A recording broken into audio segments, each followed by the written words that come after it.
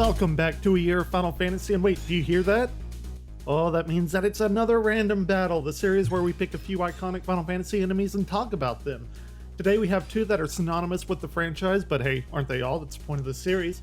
Of course, I'm talking about the Malboro and the Behemoth. I've been wanting to talk about the Malboro for quite a while, because like Chocobos, Dragoons, Cid, the Malboro is one of the most iconic enemies in the franchise that appears in just about every single Final Fantasy, save for Final Fantasy 1. In the earlier games, as you see different aspects of Final Fantasy, there have been alterations to the names of particular things due to things like translational woes, and some of these things are changed simply for the sake of space limitations. But as such, we've seen the Malboro named Molebol, as well as Moorball, along with some of the more random names like Oscar, for God knows whatever reason. I have no idea why they called him that, but anyway, the Malboro is a particularly nasty enemy in just about every possible way. The creature itself seems to be plant-based with just an entirely huge mouth, pretty much the size of its entire head, surrounded by a bunch of eye stalks. Think of a snail, his little antenna eye things. Yeah, there's just like hundreds of them on the Malboros, and they usually fight solo, but some have become so iconic that they've been bosses in and of themselves, especially in the more recent installations of the series, like in Final Fantasy 15.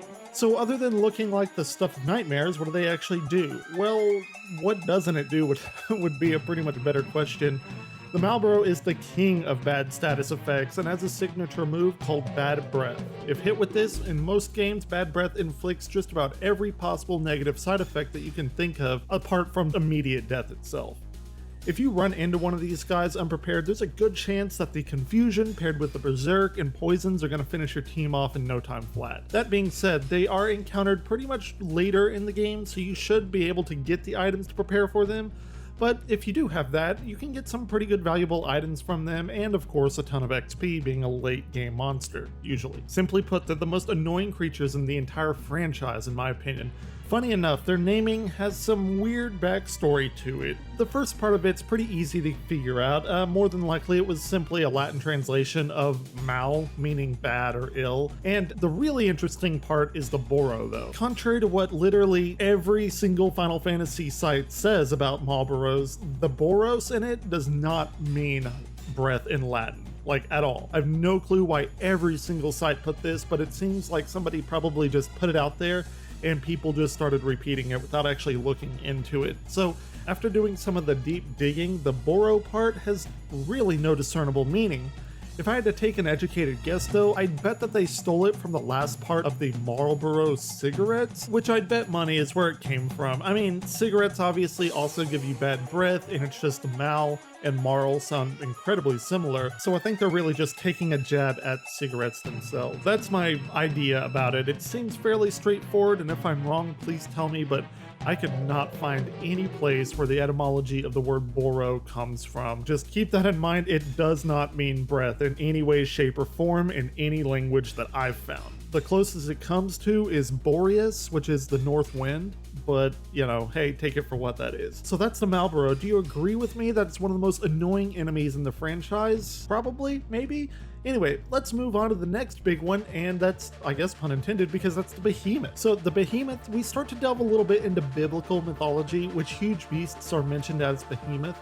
In Job 40:15 through 24, it's pretty clear that those particular scriptures are the inspiration of behemoths in Final Fantasy, as it's described as simply like a huge massive creature that's probably not unlike a gigantic ox or a yak. So mostly the Behemoth has stayed pretty true to its form throughout the games, and in fact it's crazy how true to form it stayed, and it's only really changed a bit in appearance and more specifically in color in side games, particularly like Final Fantasy IV The After Years, where it's not purple, it's green. But anyway, the Behemoth is a huge quadrupedal creature with two massive horns, and it has usually a red mane along with a fairly long tail. And it also looks like a cross between, like I was saying before, an incredibly huge dog and maybe like an ox or something like that. Behemoths are not especially complicated with their battles. Usually they are really just incredibly strong, and every once in a while they'll give them the ability to use Meteor to mix things up, especially in Final Fantasy X, which I just played through,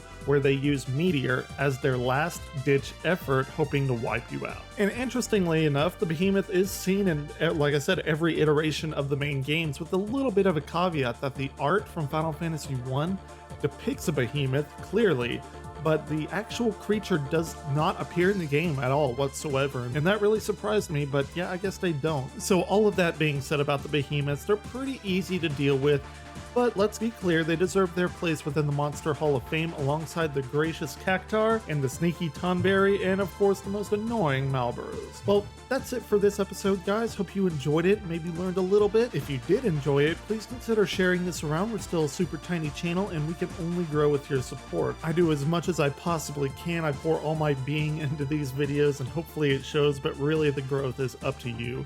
And I know you hear that on all the YouTube videos, but it's true. I mean, I couldn't do this without your guys' support. But regardless of whatever you do, I thank you for watching this video until the end, and as always, until next time, Crystal Warriors, keep on gaming.